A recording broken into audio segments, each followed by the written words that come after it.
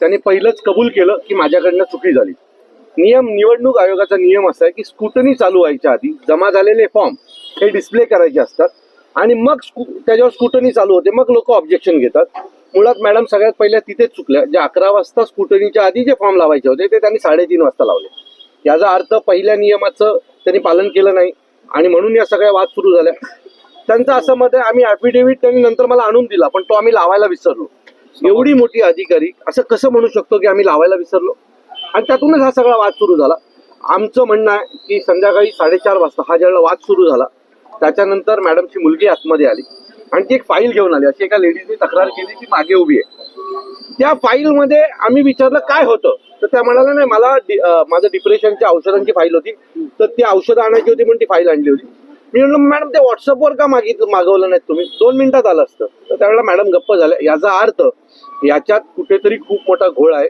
CCTV footage हे जोपर्यंत check होत नाही तोपर्यंत आज सकाळी काय घडलं हे कोणालाही कळणार नाही. खरं तर आमचं मत आहे तिन्ही उमेदवार बाद झाले पाहिजे, कारण चुकीच्या पद्धतीने या सगळ्या गोष्टी केल्यात. आमचा एक उमेदवार आहे त्याला एकच दाखला द्यायचा होता आणि तो दाखला द्यायला त्याची बायको बरोबर 10:30 इथे आली, पण ज्यावेळेला ती 10:30 आतमध्ये आली त्यावेळेला सगळी लोक नाश्ता करत होती पण ती पण बिचारी तिथे बसली. म्हणजे 11:05 ज्यावेळेला सगळी लोक टेबलवर जाऊन बसली तेव्हा ती गेली आणि तिने दिलं. त्यावेळेला ती म्हणते नाही 11:05 आलात. अहो पण ती महिला त्या हॉलमध्ये 10:30 आली ना. जर एखादी महिला 10:30 हॉलमध्ये आले तर तिचा फॉर्म ग्राह्य केला पाहिजे. आणि छोट्या छोट्या कारणांमुळे या लोकांनी अनेक लोकांचे फॉर्म उडवले आणि या लोकांना एवढे निरंक लिहिणं गरजेचं आहे, नाही तर तात्काळ तो फॉर्म बाद होतो आणि यांच्यावर कुठलीच कारवाई नाही. याचा अर्थ जाणून बुजून आरो नेमले गेले. तुम्हाला आठवतंय का, आम्ही एक मोर्चा काढला होता आणि त्या मोर्चात आमची एकच मागणी होती की निवडणूक जो अधिकारी आहे तो अतिशय महत्वाचा आहे, भ्रष्ट अधिकाऱ्यांना देऊ नका. आणि त्याचा परिणाम आम्ही आज भोगतोय. हे असे भ्रष्ट अधिकारी, अनधिकृत बांधकामाला संरक्षण देणारे अधिकारी ज्यावेळेला निवडणूक प्रमुख होतात ना त्यावेळेला मग ते त्यांच्या नगरसेवकांचे त्यांच्या मंत्र्यांचे आदेश पाळतात आणि ही जी तरुण पोरं आहेत ना जे आता फॉर्म भरतात त्यांचं करिअर 5-5 वर्षासाठी बाद करतात.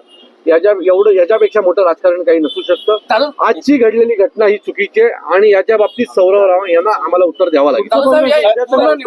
आम्ही उद्या आदरणीय राजन विचारे साहेब यांच्या नेतृत्वाखाली आयुक्तांना भेटू. आज सकाळचे सर्व सीसीटीव्ही फुटेज हे चेक करावेत आणि ज्या मॅडमनी चूक केली 11 वाजताच्या आधी जे काही फॉर्म डिस्प्ले करायचे होते ते कायद्याने लावले नाहीत म्हणून त्यांच्यावर FIR दाखल व्हावी अशी मागणी आम्ही उद्या सकाळी आम्ही जाणार आहोत, आयुक्तांना भेटणार आहोत आणि त्याच्यानंतर मग पुढचा जो काही निर्णय तो कळू तुम्हाला.